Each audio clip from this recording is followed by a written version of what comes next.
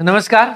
आज बहुत ही बेहतरीन पल कह सकता हूं और मेरा one of the best favourite student Sanjay Soni, जो वर्तमान में एम्स दिल्ली में as a nursing officer work कर रहे हैं। बहुत प्राउड फील होता है संजय जैसे स्टूडेंट से मिलके। लगभग 1 साल से ज़्यादा टाइम हो गया संजय से मिले हुए, और याद हमेशा रहती है संजय की। कभी ख्याल आते हैं तो बातचीत भी हो जाती है मैसेज के थ्रू। पर आज संजय खुद जयपुर में आया है और मिलने आया है। मेरे लिए बहुत प्राउड का विषय है कि एक स्टूडेंट जॉब लगने के बाद में जिस इंस्टीट्यूट से जुड़ता है उसके टीचर से मिलने आते हैं। दूसरी खुशी आज ये है कि संजय की कल ही सगाई हुई है और एक जिंदगी के बहुत महत्वपूर्ण पड़ाव की ओर संजय बढ़ रहे हैं। संजय बहुत बहुत बधाई आपको डियर। मैं पुनः आपको 2 बधाई देना चाहता हूँ। पहली बधाई, आप एक नए जीवन की शुरुआत करें, और दूसरी बधाई जो पहले से दे चुका हूँ, एज ए नर्सिंग ऑफिसर आप बहुत बेहतरीन काम कर रहे हैं। संजय, आपने जिंदगी में बहुत मेहनत की है। बीएससी की, बीएससी करने के बाद में कंपटीशन की तैयारी की, तैयारी के दौरान जॉब भी किया। क्या एक स्टूडेंट जो मेहनत करता है, बच्चा जॉब करता है बीएससी करने के बाद में, कैसे तैयारी करे कि वो बच्चा कम समय में भी सफल हो जाए? मैं पहले तो बहुत शुक्रगुजार हूँ कि मुझे आप सबका आशीर्वाद वैसे की तरफ जो पहले था वैसे मिलता जा रहा है। ये है, मैं बहुत लकी मानता हूँ खुद को। आप जैसे टीचर मेरे साथ में हैं जिनका गाइडेंस मुझे हमेशा मिलता रहा है। मैं वैसे सच बोलूँ तो 2013 के अंदर मैं बीएससी पास आउट था। 2013 पास आउट होने के बाद में मैंने लगभग 4 से 5 साल मैंने प्राइवेट हॉस्पिटल में किया। प्राइवेट हॉस्पिटल के दौरान मेरा रुझान था जो मोस्टली प्रैक्टिकल फील्ड में था, तो पढ़ाई से मैं थोड़ा पीछे हट गया था, है ना। यह बोल सकता हूँ कि वर्कलोड होने की वजह से पढ़ाई मेरे से छूट गई थी। 2018 के अंदर मुझे अपने एक कलीग साथी थे जिन्होंने एडमिशन लिया हॉस्पिटल ड्यूटी करते हुए गुरु नर्सिंग एकेडमी के अंदर, है ना। तो मुझे ये फील आया अंदर से कि जब लड़की आगे आके हॉस्पिटल के साथ में कोचिंग कर सकती है तो मैं क्यों नहीं कर सकता, है ना। तो उसी से प्रेरित होके, है ना, मैंने फरवरी बैच के अंदर 10वें बैच के अंदर गुरु नर्सिंग एकेडमी में अपना एडमिशन करवाया। साथ में मैं हॉस्पिटल नहीं छोड़ सकता था किन्हीं कारणों की वजह से, इसलिए मैंने मॉर्निंग बैच ज्वाइन किया। मॉर्निंग बैच रहते हुए मैंने एक चीज़ डिसाइड की थी, अगर मुझे जॉब करना है तो मुझे अपना 100% देना ही पड़ेगा, चाहे मुझे उसके लिए रात भी जगना पड़े और हॉस्पिटल में भी जितना टाइम मिल सके पढ़ना पड़ेगा मुझे उसके लिए, है ना। तो मैंने मॉर्निंग बैच ज्वाइन किया, मॉर्निंग के अंदर कोचिंग ज्वाइन करता, उसके बाद में हॉस्पिटल जाता और जो टाइम मेरे पास बचता तो घर पे 5 से 6 घंटे की मैं हॉस्पिटल की जो कोचिंग में पढ़ाया जाता उसका रिवीजन करता, और उसके अलावा अदर बुक्स जो रेफरेंस सर ने बताई थी वो गाइडेंस में पढ़ रहा था। तो ये मैंने कम से कम भी नहीं तो 4 से 5 महीने बराबर रखी। जो इससे पहले मैंने लगभग 12 से 13 एग्जाम दिए थे। एक में भी मेरे नंबर क्वालिफाई वाले या ऐसे नहीं आए जो मैं सेटिस्फाई हूँ कि मैं, हाँ, मेरे ये नंबर आए। लेकिन जब मैंने फरवरी बैच में एडमिशन लिया, सबसे पहला मेरा एग्जाम था भोपाल एम्स का, 2018 में मैंने दिया था। उसमें मैं कुछ ही नंबर से मैं रहा था। उसके बाद में ऋषिकेश एम्स के अंदर मेरी काफ़ी अच्छी तैयारी की, लेकिन उसमें मैं कुछ नंबर से रहा। हिम्मत नहीं हो रही थी कि मैं घर वालों को कैसे बताऊं, क्योंकि मैं अगेन वापस फेल हुआ। तब कोचिंग के अंदर जो मेरे डायरेक्टर थे, गुरुजन थे, उनसे मैंने गाइडेंस लिया। उन्होंने मुझे काफ़ी मोटिवेट किया, सपोर्ट किया, और हमेशा निराशा को छोड़ के आगे बढ़ने के लिए ही प्रेरित किया है।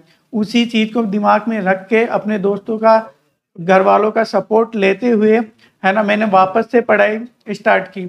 जो पढ़ाई मैंने की थी उसको मैंने और मोटिवेट किया ताकि कंसंट्रेट करके मैं पढ़ाई, और जो फर्स्ट एग्जाम मैंने उसके बाद में दिया दिल्ली एम्स का, उसके अंदर अच्छे नंबर आए और मैं उसमें सफलता प्राप्त की। मैं आज मैं वहाँ पे 3 साल हो गए मुझे लगभग वहाँ पे जॉब कर रहा हूँ। अच्छे से मेरी जॉब चल रही है ना। लेकिन बीच बीच में टाइम मिलता है, मैं पढ़ाई वगैरह सब कुछ अभी भी कर रहा हूँ। लेकिन मैं बच्चों को, जो मेरे साथी वाले हैं, सबको एक ही चीज़ बोलूँगा कि अगर मन में विश्वास रखना है, दूसरे पढ़ाई के प्रति लगन रखना है, और अपने गुरुजनों से, अपने जो सहपाठी जो लगे हुए हैं उनसे भी आपको मार्गदर्शन लेना है बीच बीच में, क्योंकि आगे वाले टाइम के अंदर आप सब जानते हैं कंपटीशन बहुत टफ है नर्सिंग के अंदर।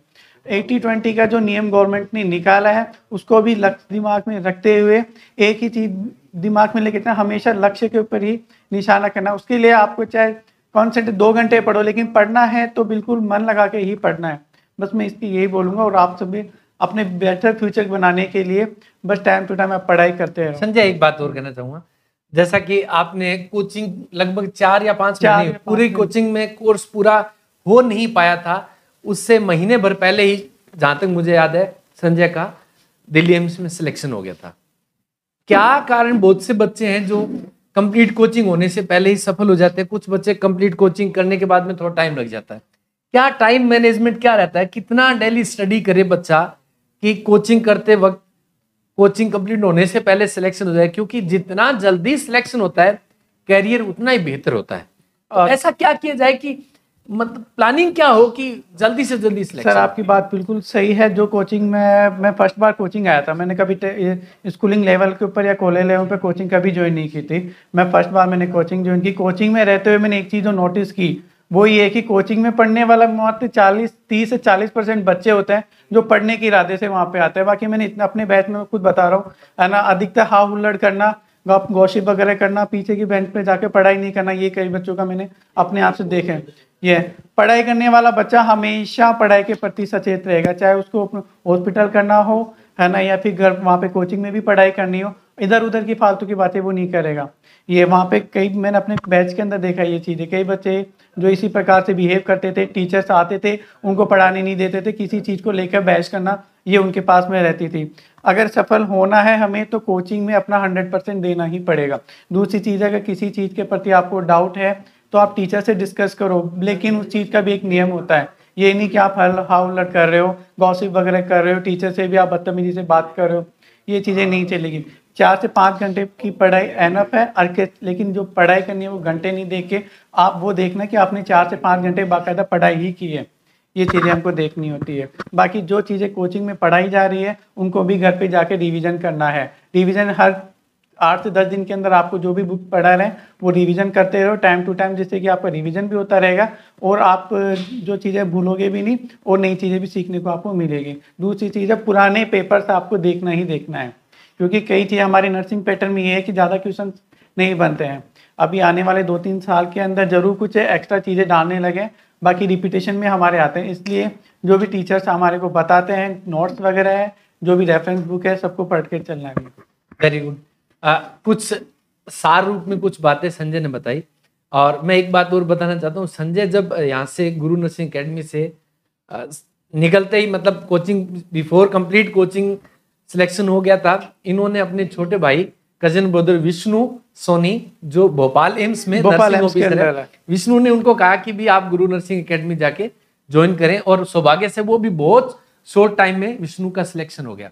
मैं लास्ट बट नॉट लिस्ट, आप गुरु नर्सिंग एकेडमी से जुड़े हो, आपने यहाँ के टीचिंग क्वालिटी को देखा है, यहाँ के एनवायरनमेंट को देखा है, आपको कैसा फील हुआ जब आप एज एन आज आप नर्सिंग ऑफिसर बन चुके हैं परमानेंट जॉब में सेंट्रल गवर्नमेंट के, और बहुत, मैं पुनः रिपीट कर रहा हूँ, वाकई संजय बहुत डाउन टू अर्थ और बहुत सिंसियर, बहुत ऑनेस्ट स्टूडेंट है। और मैं ये आपको सभी को कहना चाहता हूँ कि जो स्टूडेंट सिंसियरिटी के साथ, ऑनेस्टी के साथ, एक ना honesty is the best policy, यानी जो बच्चा अपने लक्ष्य के प्रति ईमानदार होता है ना, वो सबसे पहले सफल होता है। उनमें से संजय सोनी एक वो स्टूडेंट है जो बहुत ही डेडिकेटेड, बहुत ही ऑनेस्ट स्टूडेंट है। आपने हमारे साथ 5-6 महीने बिताए, क्या अनुभव किया? Thank you. तो सर पहले आपको मैं थैंक यू बोलूँगा उस चीज़ के लिए कि आपने मुझे बहुत मोटिवेट किया उस चीज़ के लिए।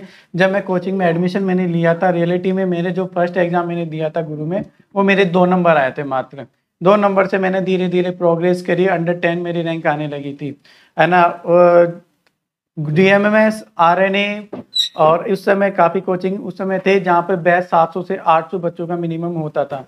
लगभग सभी दोस्त ये बोलते कि वहाँ से कोचिंग करो, वहाँ से कोचिंग करो, लेकिन मैंने ये ऐसा कुछ भी नहीं कि गुरु में टीचर कौन है, कुछ क्या है, मुझे ऐसा कुछ भी नहीं पता था। मैंने केवल गुरु में एडमिशन लिया था कि ये मेरे पास में है, हॉस्पिटल से 3 किलोमीटर की दूरी पे, मुझे अपना हॉस्पिटल का भी टाइम मिल जाएगा आने जाने में, और अपनी रूम से भी टाइम वहाँ से मिल जाएगा, जो कि मेरे इजी अप्रोच से था।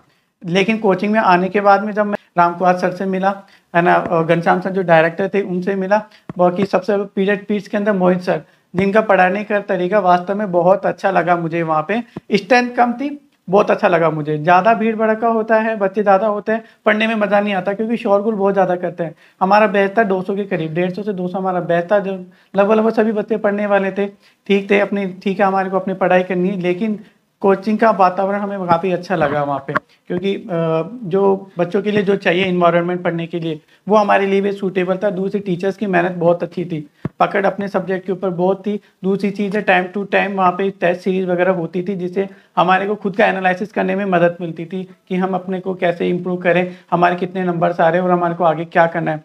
दूसरे टीचर्स का टाइम टू टाइम मोटिवेशन बहुत अच्छा लगा डे के, और घनश्याम सर ने भी काफ़ी अच्छा बच्चों के प्रति, जो खुद एजुकेशन लाइन से अलग थे, नर्सिंग से अलग थे, है ना, लेकिन उन्होंने उस फील्ड के अंदर जाके वहाँ की गहराई पे देखा कि बच्चे और क्या क्या सीख सकते हैं, तो उन्होंने अपनी लेवल के ऊपर जितना बेस्ट हो सकता था वो कोचिंग के लिए किया, बच्चों के लिए किया, और आज भी वो चीज़ कर रहे हैं जो बहुत सराहनीय है। मैं यही बोलूँगा सर को कि आगे भी भविष्य में इस प्रकार की वो जो भी एजुकेशन के साथ में जो सोशल उनका चल रहा है वो ऐसे ही चलता रहे। Thank you dear Sanjay. Sanjay वाकई मेरा बहुत ही फेवरेट स्टूडेंट है और बहुत ही नेक दिल इंसान है। हमेशा इनके संपर्क में जो भी स्टूडेंट आए हैं उनके हित के बारे में हमेशा संजय ने सोचा, अपने जूनियर्स को, साथियों को खुद मोटिवेट करते थे और क्या बेस्ट हो सकता है उसके बारे में हमेशा अपनी राय देते थे ताकि स्टूडेंट का जल्दी से जल्दी सिलेक्शन हो जाए। सबसे बेस्ट उदाहरण मैं जो दूंगा कोचिंग के अंदर, मैं अपना नहीं देखा, मैं मीनाक्षी का दूंगा, जो जिसने 2011 के अंदर एडमिशन लिया था कोचिंग के अंदर, मेरे साथ में बिरला हॉस्पिटल में जॉब करती थी, है ना, पारिभाषिक करती थी, उसकी अच्छी नहीं थी और एजुकेशन के अंदर भी वो बिल्कुल दी थी। मेरा सिलेक्शन होने के बाद मेरे हॉस्पिटल से कई स्टाफ ने मुझसे पूछा कि कौन सी कोचिंग वगैरह ज्वाइन करना है, तुमने कौन सी कोचिंग। मैंने सबको एक ही राय दी थी, बोले कोचिंग जितनी शॉर्ट होगी, जितने स्ट्रेंथ कम लेंगे, है ना, वहाँ पे सबसे अच्छा पढ़ाई का हमारे को मिलेगा वहाँ पे। मीनाक्षी, उसके अलावा 2-3 और थे मेरे साथ वाले, उनको मैंने कोचिंग के अंदर भेजा। मीनाक्षी जब आई थी तो शुरू के 4-5 एग्जाम के अंदर उसके नंबर थे 0।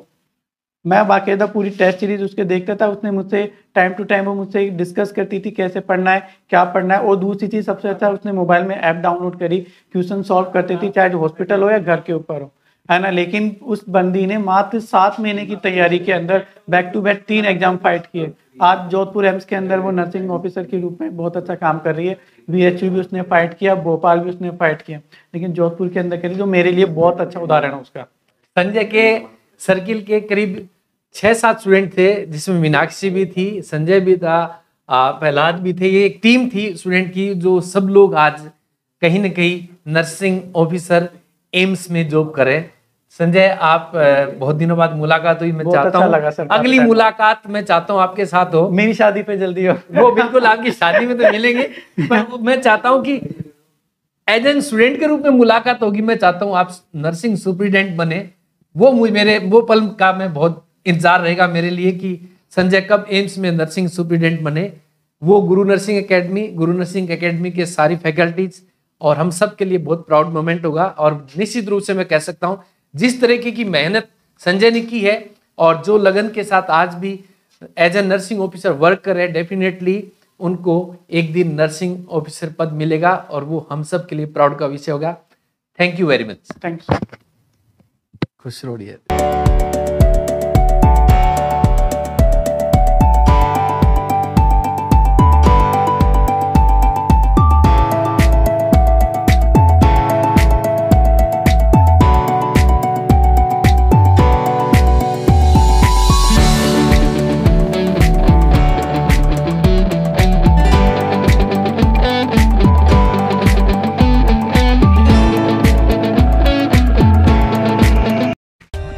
For more updates, subscribe to our channel, click the show links and enjoy watching the videos.